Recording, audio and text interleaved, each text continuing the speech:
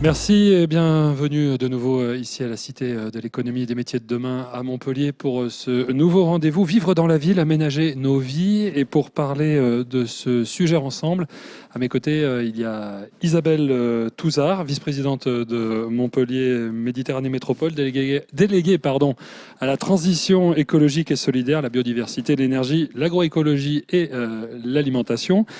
Olivier Sarlat, directeur régional eau, société Veolia. Claire Colucci, déléguée générale de l'association Les Interconnectés. C'est une association de collectivités locales qui œuvre pour la transformation numérique de ces mêmes collectivités.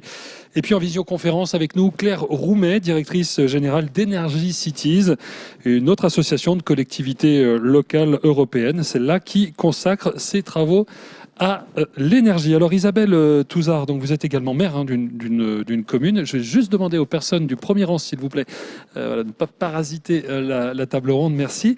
Donc voilà, Isabelle Touzard, donc je disais, vous êtes maire d'une commune alentour, donc de la métropole de Montpellier. Vous êtes en charge aussi du plan climat de cette métropole. Alors la question de l'air, de l'énergie, de la biodiversité, ce sont des sujets assez transverses. Donc comment est-ce qu'on fait quand on est élu pour ne pas saupoudrer, mais vraiment embrasser l'ensemble de ces sujets, parce qu'on voit que votre délégation concentre force de mots et de substantifs. Donc bonjour, merci pour l'invitation. Justement, c'est ça l'objectif d'un plan climat, c'est de donner du sens à de nombreuses politiques publiques à l'œuvre sur le territoire de la métropole, qu'il s'agisse bien entendu de la politique énergétique, de rénovation, de production d'énergie renouvelable par exemple, mais aussi la question des mobilités. Voilà, qui est un sujet très très important avec de très fortes ambitions sur le territoire de Montpellier. C'est de mettre ça aussi en cohérence, bien entendu, avec cet objectif de neutralité carbone en 2050, avec par exemple la politique, le projet urbain, la politique d'aménagement, la gestion des déchets, la gestion du grand cycle de l'eau. Voilà, toute une métropole, c'est à la fois une zone urbaine, mais aussi, en ce qui nous concerne, 2/3 de territoire agricole et naturel sur lequel on vient de parler de stockage carbone, par exemple. Voilà, tout un travail à mener, la question agricole et alimentaire. Voilà, c'est ce plan climat. Il met en cohérence, il donne des objectifs, il met en place un plan d'action avec en veillant justement à tous ces liens. Et puis ceci, le plan climat, c'est aussi mettre en avant les différents leviers dont dispose un territoire, comme une intercommunalité, comme une métropole. Et toute intercommunalité en général, c'est déjà le levier de ses compétences. Et sur la métropole de Montpellier, elles sont très nombreuses. C'est un territoire où il y a beaucoup d'intégration de compétences. Je viens d'en citer pas mal. Un deuxième levier qui est celui de l'exemplarité, c'est-à-dire agir sur notre patrimoine, nos bâtiments, notre flotte de véhicules, notre stratégie numérique, etc. Et puis, ça fait beaucoup de choses quand même sur un mandat de 6 ans. Et un troisième levier qui est celui de l'animation du territoire et surtout de mettre en valeur et d'embarquer tous les engagements qu'ont les différents acteurs du territoire. Merci. Alors, les interconnectés, je le disais tout à l'heure, Céline Colucci, c'est une association qui vient en aide aux collectivités dont elles sont membres. Montpellier Métropole, d'ailleurs, fait partie de votre association. Un membre actif. Un membre actif. Donc, on présente souvent le numérique comme une aide à la décision qui peut permettre à la cité de devenir, sinon plus verte, au moins de polluer moins et de tendre vers cet objectif zéro carbone. On parle de Smart City en bon français. Alors, ça fait modestement une dizaine d'années que j'entends parler de Smart City. Pourtant, les promesses qu'on en a faites il y a 10 ans, j'ai l'impression qu'aujourd'hui, elles ne sont toujours pas tenues. Est-ce que ça marche vraiment, la Smart City, ou est-ce que c'est une petite carotte ou une marotte marketing qu'on brandit là pour nous faire miroiter une cité plus verte? Alors, merci de me donner la parole et merci de cette invitation aujourd'hui. Effectivement, donc notre association regroupe les collectivités au niveau français. Et donc, l'idée, c'est effectivement, vous le dites, ça fait une bonne dizaine d'années qu'on parle de Smart City. L'idée, c'est qu'effectivement, on est... Comme souvent en matière de numérique et de technologie, on a commencé par se dire que ça allait être magique et ça allait tout faire tout seul. Et comme on l'entend depuis ce matin, et comme on va continuer à le dire, je pense, avec beaucoup de bon sens tout au long de la journée, en fait, la technologie seule ne fait pas grand-chose. C'est un moyen au service des politiques publiques, et c'est vraiment comme ça qu'on le prend au niveau du réseau. Et l'idée, c'est qu'effectivement, les technologies, il y a 10 ans déjà, n'avaient pas la maturité d'aujourd'hui. Donc c'était beaucoup plus compliqué de pouvoir faire avancer les choses. Aujourd'hui, ce qui ressort, c'est qu'on est sur des technologies beaucoup plus agiles, beaucoup plus en capacité d'aider effectivement les politiques publiques. Et on l'entendait tout à l'heure sur l'agroécologie. Souvent, un des aspects importants, c'est l'aide à la décision, l'aide à la compréhension de ce qu'on doit faire changer, de ce qu'on doit faire bouger. Mais pour ça, il fallait être en capacité de remonter de l'information de manière suffisamment pertinente, suffisamment nombreuse et diversifiée. Et c'est là aussi qu'on a besoin des acteurs publics, mais aussi des acteurs économiques pour mixer cette information et pour pouvoir avoir une photo correcte du paysage et de la réalité des enjeux. Et c'est comme ça qu'on peut agir à partir de là. Donc on est maintenant dans un moment très intéressant parce qu'on est à un moment de maturité où on peut aller plus vite. Néanmoins, même si ça n'a pas eu d'effet magique, il y a eu beaucoup de choses de mise en place dans beaucoup de territoires et notamment dans toutes les métropoles. Et la métropole de Montpellier est très active aussi dans ces domaines. Et on a pu agir sur tout ce qui a été les smart grids très tôt. Hein, ça fait plusieurs années vraiment qu'on maîtrise. Qu'est-ce que ça recouvre concrètement ? Alors, l'idée, c'est vraiment de pouvoir rendre plus efficient les consommations des flux. Hein, on va dire ça de manière un peu rapide. Ça a été beaucoup sur l'énergie, c'est aussi sur le chauffage, ça va être sur l'eau.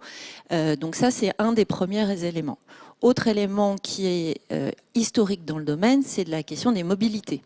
On a beaucoup travaillé aussi sur la manière dont on peut résoudre un gros problème en ville, c'est les bouchons, les difficultés de circulation, etc. Donc, et on y reviendra cet après-midi. Je me permettez-moi voilà, cette petite incise, on y reviendra cet après-midi donc, sur la problématique du dernier kilomètre, mais également de la décarbonation des transports en milieu urbain. Pardon, je vous ai coupé. Aucun problème.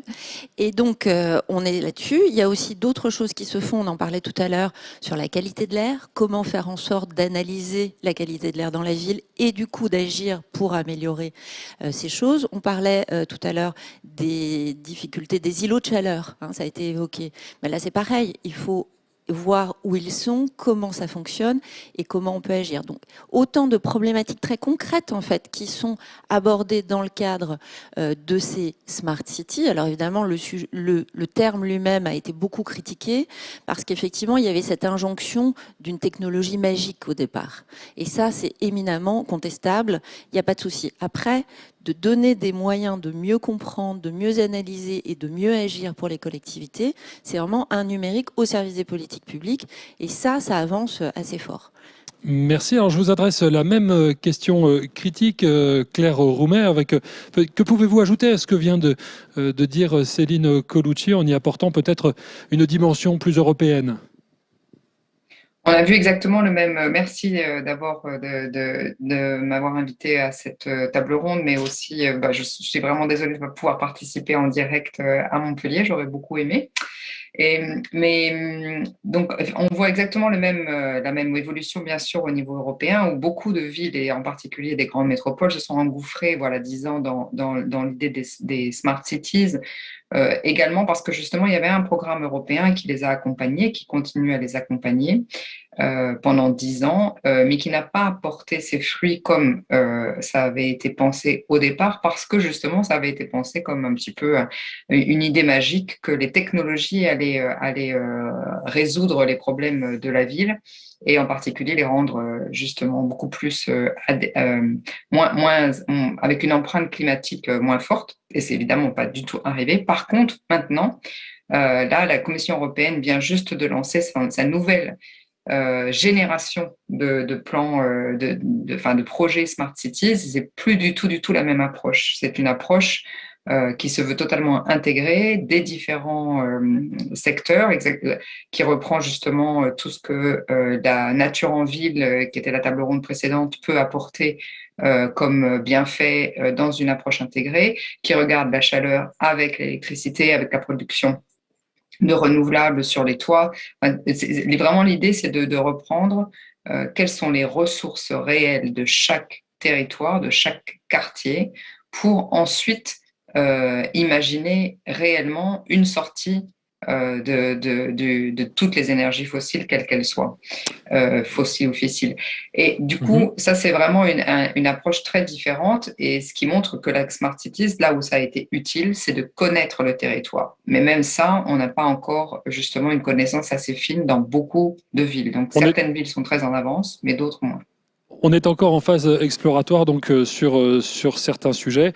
Merci pour cette réponse. Olivier Sarlat, donc je disais, vous êtes directeur régional de Veolia Eau, une façon de mieux comprendre comment fonctionne une collectivité ou de la façon dont fonctionne le prix de l'énergie, le prix de l'eau pour ce qui vous concerne, c'est aussi d'y associer les citoyens. Et je crois précisément que c'est quelque chose que vous mettez en place maintenant depuis un an au sein de la ville de Nîmes, qui est pas très loin de Montpellier. Oui, merci pour votre invitation. Effectivement, la Smart City, toutes les solutions numériques sont au service des métiers liés à l'environnement. Effectivement, au niveau des citoyens, je vais en parler, que ce soit sur la préservation de la ressource, au niveau de l'énergie aussi qui est utilisée, ou encore aussi sur l'agriculture urbaine, peut-être qu'on en parlera. Ce que nous avons mis en place au niveau de Nîmes Métropole depuis plus d'un an et demi, c'est de pouvoir associer les usagers, les consommateurs au service de l'eau et de l'assainissement. Alors quand je dis associer, c'est à différents niveaux. Ça peut être à la fois sur les outils qui sont mis à disposition pour pouvoir, d'un point de vue déclaratif, faire remonter tel ou tel type de problématique qui va venir directement alimenter nos outils pour être encore plus réactifs, pour pouvoir projeter nos collaborateurs sur le terrain en cas de panne ou de fuite par exemple, mais aussi les associer au niveau de la gouvernance. C'est-à-dire que nous avons créé, bien sûr en accord avec Nîmes Métropole, c'était un choix qui a été fait par les politiques à l'époque, créer une société dédiée, et dans le conseil d'administration de cette société dédiée, en fait, il y a 40% des sièges qui sont dédiés à des personnes issues d'associations de consommateurs ou de personnes qualifiées de la société civile qui vont agir dans la stratégie des services d'eau et d'assainissement. On va préciser que cette volonté de la collectivité avait été guidée par une forme de traumatisme, puisqu'il y avait une critique de l'opérateur précédent qui avait fait suite à un reportage de nos confrères de France 2. C'est ce qui avait amené la collectivité à prendre cette décision de mettre dans son cahier des charges ce comité citoyen, en quelque sorte. C'est ça ? Je ne suis pas persuadé que ce soit le simple reportage qui ait, on va dire, guidé la collectivité. Je pense que se projeter au-delà. Très bien, merci. Isabelle Touzard, dans les années 80, on a créé des banlieues dortoirs un petit peu partout, alentour des grandes métropoles.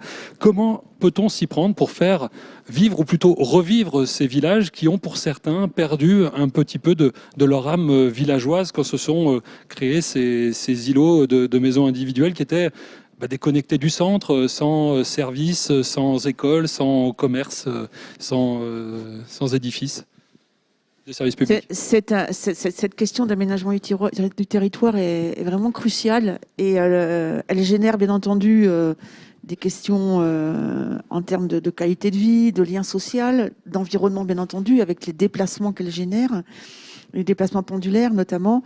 Et vous parlez des années 80, mais on est encore en plein dans l'héritage de cette vision un peu avec des centralités qui génèrent de très nombreux déplacements, et puis des aménagements, des logements qui vont de plus en plus loin. Aujourd'hui, malheureusement, on constate sur Montpellier que les jeunes couples avec enfants vont maintenant jusqu'à 30-40 km pour trouver le logement de leurs rêves. Et donc, avec tout ce qu'on a évoqué en termes d'embouteillage, etc. Et donc là, on arrive aujourd'hui dans les communes, je peux témoigner en tant que maire, à avoir des projets urbains. On s'approprie cette notion de projet urbain maintenant dans les petites communes pour dire, voilà, comment on va créer sur place, maintenir nos commerces en centralité pour éviter au maximum les déplacements en voiture. Comment on va, c'est les fameux projets de tiers-lieux qui éclosent, alors qu'ils sont beaucoup nés en zone très rurale, en Lozère par exemple, ou dans des départements comme ceux-là. Et aujourd'hui, de plus en plus, paradoxalement, c'est autour de la ville de Montpellier qu'il n'y en avait pas énormément, et aujourd'hui qu'on commence à les créer pour justement, par exemple sur ma commune de 2000 habitants, un espace qui va permettre de créer 50 emplacements de bureaux en coworking et bien entendu beaucoup d'autres activités dans ce tiers-lieu. C'est aussi revitaliser toute cette zone. J'insiste beaucoup sur nos 2 tiers du territoire pour la métropole de Montpellier, agricole et naturelle, qui aujourd'hui qui ont été à l'abandon. Il y a une forme de déprise agricole, un peu comme on l'observe en montagne, et bien on l'observe en zone périurbaine pour des tas de raisons spéculatives et autres. Je ne m'étale pas dessus.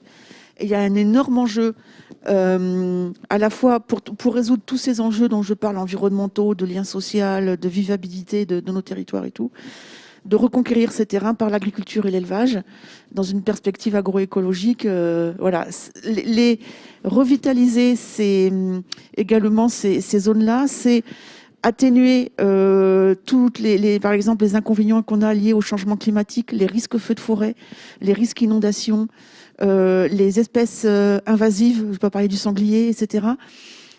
Pouvoir revivre tous ces territoires-là, c'est aussi penser à l'aménagement. L'aménagement de la ville, qui est le titre de nos vies dans la ville, n'ira pas sans ce renouveau de l'aménagement rural qui est là aux portes de nos villes et sur lequel on se penche à nouveau. Alors Olivier Sarlat, on entend donc cette envie de reconquête agricole avec un foncier de toute façon à bâtir qui est aujourd'hui est rare, et puis des espaces naturels qu'il faut préserver et puis également entretenir.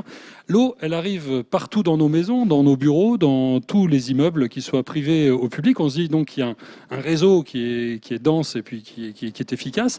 Comment est-ce que vous pouvez mettre à profit ce réseau au bénéfice peut-être d'une réinstallation agricole, alors que on entend que l'agriculture finalement a quitté la ville pour laisser place à de la friche?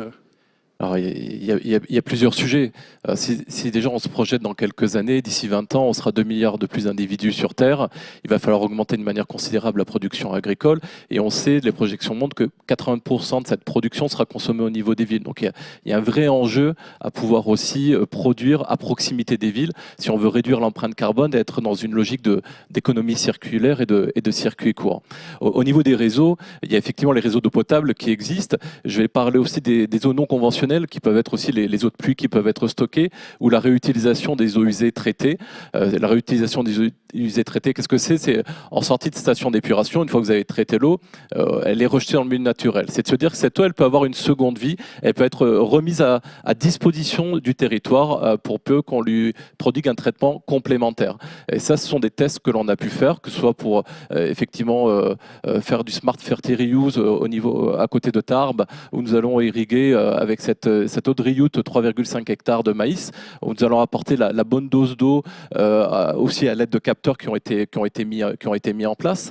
Et nous allons aussi pouvoir la mettre à disposition de cette agriculture urbaine. Parce que alors, pour bien comprendre, aujourd'hui, une eau en sortie de station d'épuration, donc elle est traitée, donc elle est propre, on peut la rejeter. Elle est rejetée à proximité immédiate de la station d'épuration pour être rendue au sol, ou bien est-ce qu'elle part dans un autre réseau aujourd'hui, ou pas encore? Alors aujourd'hui, dans la majeure partie des cas, une fois que l'eau est traitée, elle repart dans les rivières, dans les fleuves, ou directement en mer. Si on prend par exemple la station d'épuration de Maera sur Montpellier, les eaux usées sont collectées sur 19 communes, il y en a 14 de la métropole et 5 d'une agglomération à côté. Elles sont traitées et renvoyées via un émissaire de 20 km en pleine mer. Et donc cette eau-là, c'est de se dire de quelle manière on peut la remettre à disposition du territoire, surtout sur un territoire où on voit bien les projections d'ici 20, 50 ans montrent qu'on va connaître un fort stress hydrique, une problématique de rechargement des nappes souterraines et une diminution de plus de 40% des débits des cours d'eau. Donc là, il y a cet enjeu-là. Et au niveau de l'agriculture urbaine, il y a des sujets qu'on a pu développer et explorer. Nous avons des pilotes en termes d'aquaponie sur lesquels vous allez pouvoir mixer à la fois de l'aquaculture et de l'hydroponie. Ça permet aussi de reproduire plus localement avec des l'hydroponie, c'est hors sol, hein, c'est ça, hein? Oui, tout à fait. C'est des procédés hors sol. En fait, sur l'élevage de poissons qui utilisent avec un procédé qui utilise 50 fois moins d'eau, vous prenez les eaux souillées, vous le mettez à disposition des plantes. Et par exemple, on est vraiment dans une logique d'économie circulaire. Si je prends le cas du pilote que nous avons en Derleck à côté de Bruxelles, nous produisons 25 tonnes de truites saumonées, 15 tonnes de tomates et des plantes aromatiques en réutilisant l'énergie qui est produite par le marché marché d'intérêt national d'Anderlecht, en utilisant aussi le CO2 qui est renvoyé aussi à l'atmosphère pour le mettre à disposition des plantes. Et il y a un autre sujet sur lequel nous avons exploré, c'est le micro-maraîchage bio-intensif avec des pilotes que nous avons du côté de l'île qui permet en fait de produire sur des surfaces plus contraintes de la nourriture en utilisant moins d'eau, en aussi favorisant un lien social, puisqu'on recrée aussi des emplois à proximité et on relocalise de la production. On imagine que vous regardez ce genre de proposition de près, parce qu'il y a un nouveau réseau finalement à créer aussi pour la collectivité quand on entend voilà, la proposition qui est faite par Olivier Sarlat. Bien entendu, on mène sur la métropole une politique agroécologique alimentaire depuis 2015 qui vise à travailler. Alors, on sait bien que le territoire de Montpellier ne sera jamais autosuffisant au niveau alimentaire, ni même le département. C'est comme pour l'énergie. Une métropole est avant tout un bassin de consommation et un faible producteur. Mais quand même, reconquérir ces terrains en friche, ça c'est un gros sujet que l'on mène avec nos partenaires. Et là aussi, la métropole est exemplaire puisqu'elle a des possessions et de nombreuses communes ont des terrains en possession et travaillent à toute cette revitalisation, cette installation. Vous avez entendu hier les statistiques sur l'agriculture. On vient d'avoir le rapport de l'INSEE. Voilà, le nombre d'agriculteurs ne cesse de croître, les tailles d'exploitation d'agrandir. Donc voilà, ouais, il y a moins d'agriculteurs, mais il y a plus de surface. Voilà. Donc les exploitations sont plus grandes. Un travail, je dirais, sur ce territoire, notre territoire immédiat, sur l'installation d'une agriculture nourricière, agroécologique.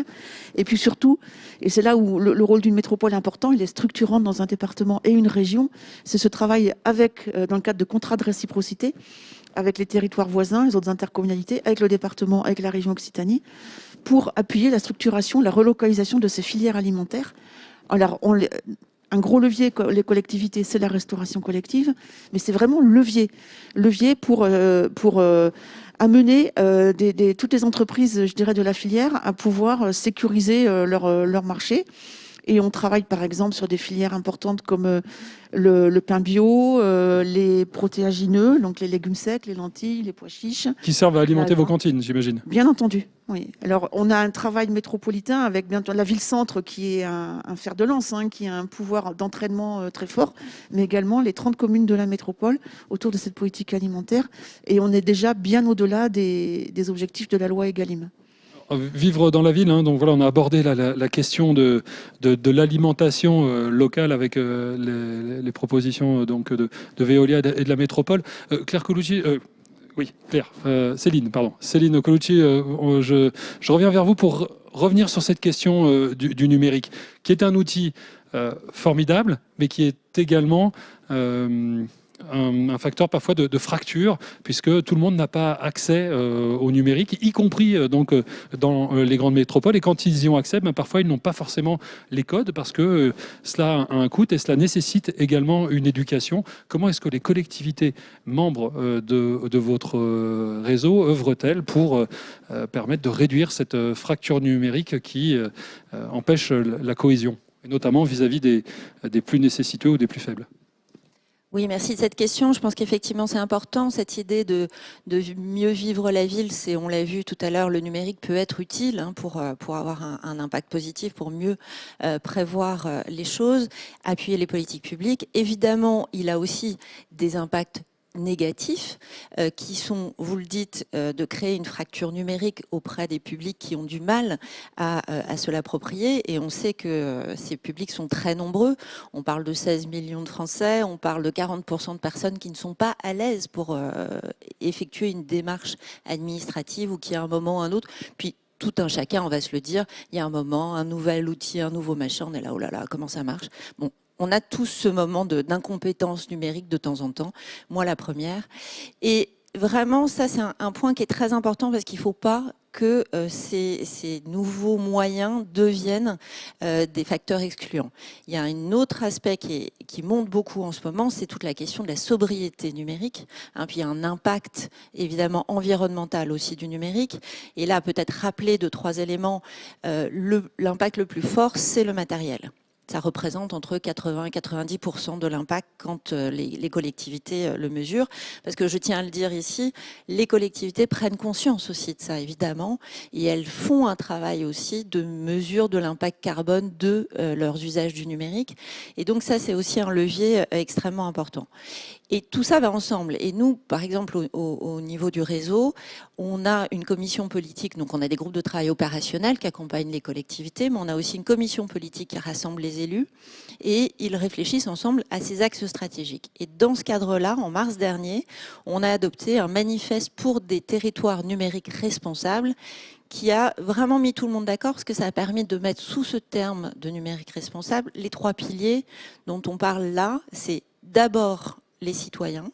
Donc c'est effectivement accompagner les personnes éloignées du numérique pour qu'elles puissent bénéficier des mêmes connaissances dans ce monde numérique qui est de plus en plus requiert ça pour pouvoir faire ses courses, pour pouvoir faire des démarches. Mais aussi redonner la parole aux citoyens, vous l'avez dit tout à l'heure, et je pense que ça fait vraiment partie aussi de ce cercle vertueux. Il faut que tout un chacun puisse aussi donner son avis sur cette évolution. Deuxième point, la sobriété, je vais aller vraiment très très vite, faire très attention effectivement aux choix qu'on fait et faire en sorte que ce numérique soit à chaque fois utile. On vérifie son utilité et l'adaptation de ce qu'on met en œuvre par rapport aux effets escomptés. Et le troisième pan, c'est d'avoir aussi une forme d'éthique, une forme de réflexion vraiment profonde sur qu'est-ce que c'est que cette société, cette smart city responsable, si on veut l'appeler comme ça, qu'on met en œuvre demain. Donc c'est l'ensemble de ces efforts-là qui font qu'on peut avancer sur un bon pied et que ce numérique peut être au service d'une meilleure qualité de vie, parce qu'il faut que tout un chacun puisse en bénéficier, c'est évidemment essentiel. Merci. Claire Roumet, Céline Colucci et Olivier Sarlat de Veolia viennent de nous parler de l'importance citoyenne à participer à la vie des réseaux et également à faire remonter certaines informations auprès des décideurs. Quels exemples, quelles bonnes pratiques au niveau européen avez-vous pu relever parmi les membres d'Energy Cities en termes, utilisons un terme galvaudé, de démocratie participative liée aux usages de l'énergie commune? Alors, il y en a effectivement de nombreux, mais le premier qui me vient vraiment à l'esprit juste maintenant, spécifiquement aussi autour des questions numériques et comment est-ce que ces questions peuvent être vraiment des outils très, très, très intéressants et importants pour mettre en œuvre la transition énergétique, c'est Barcelone. Barcelone a vraiment, depuis l'élection de la maire Ada Colau, donc sa première élection, elle a tout de suite mis en place une grande unité de démocratie numérique où elle a voulu justement que tout ce qui était outils numériques soit vraiment contrôlé dans le bon sens du terme par la collectivité, c'est-à-dire que ce soit vraiment un outil de démocratie participative.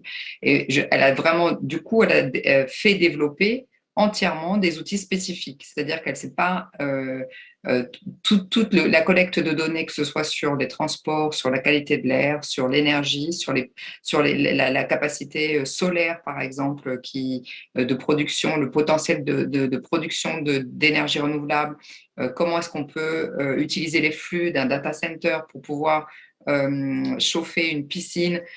En fait, tout ça a été vraiment, ça a fait l'objet justement de cartographie très fine et très précise pour une décision publique, pour une décision partagée avec les citoyens. C'est-à-dire que vraiment, c'est parti des ressources du territoire. Et moi, ce que je vois dans le grand changement qui sont en train de s'opérer dans les métropoles en Europe, et dans les villes en général, c'est vraiment ce côté de reconsidérer les politiques par rapport aux ressources locales.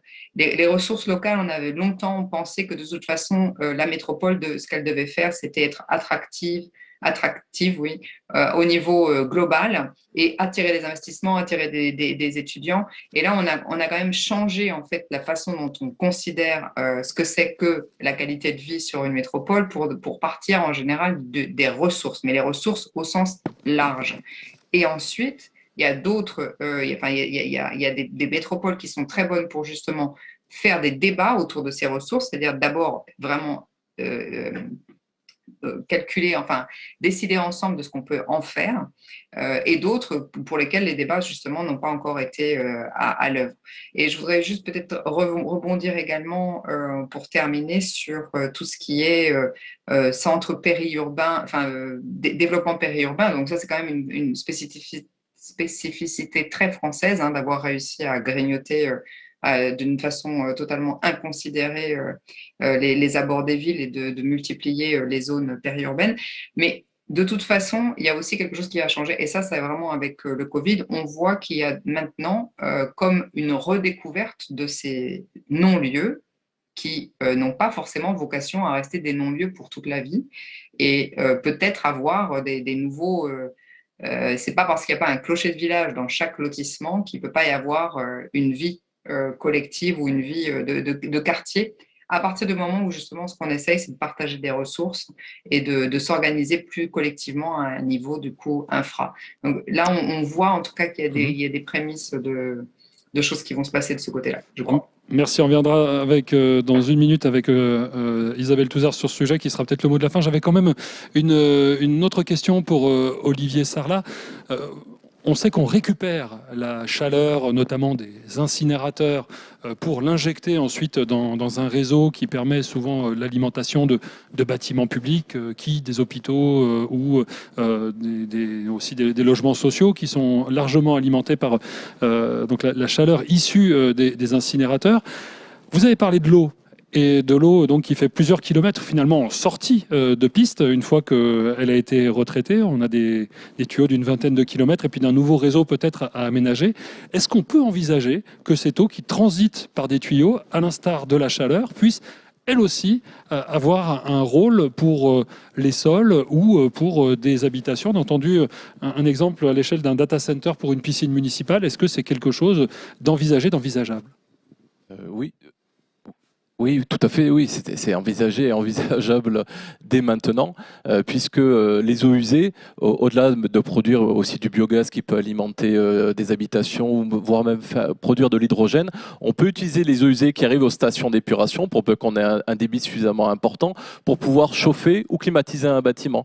C'est le cas de ce qui est en train d'être fait au niveau de la clinique Beau Soleil sur Montpellier, où nous collectons les eaux usées, nous les passons à travers un échangeur à plaques et via une pompe à chaleur, nous allons donner des calories donc à la clinique pour pouvoir la chauffer, et inversement, on peut récupérer les calories d'un bâtiment et après les restituer dans les eaux usées. Vous avez évoqué aussi à l'instant la question de création de biogaz, non pas de biogaz, vous avez parlé d'hydrogène, oui, mais c'est du biogaz qui est de l'hydrogène. Je vous ai parlé des deux, oui, tout à fait. Pardon. Et donc ce biogaz, aujourd'hui, on en fait quoi? Est-ce que vous avez un exemple à nous citer? Oui, mais deux exemples très rapidement.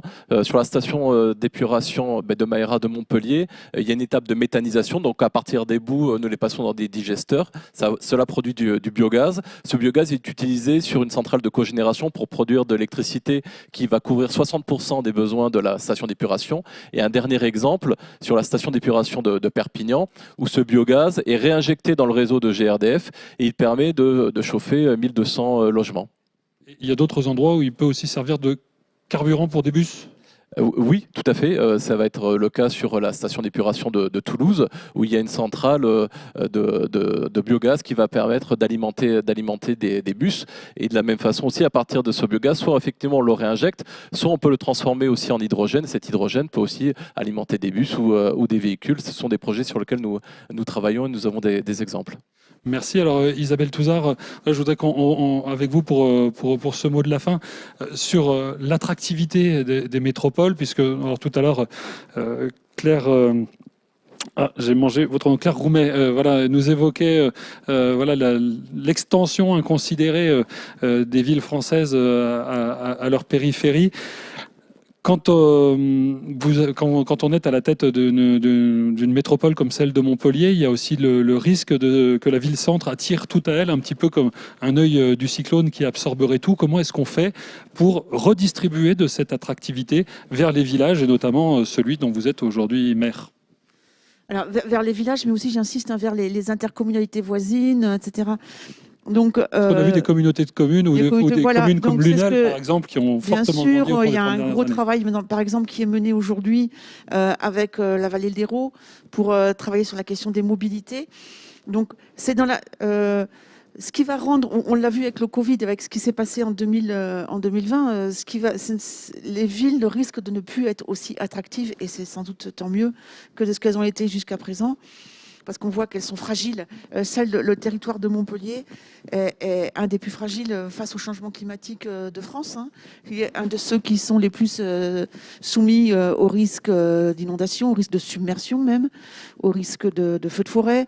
Voilà. Notre biodiversité, on a un des hotspots de la biodiversité. On n'a pas beaucoup parlé de biodiversité, mais un des hotspots mondiaux.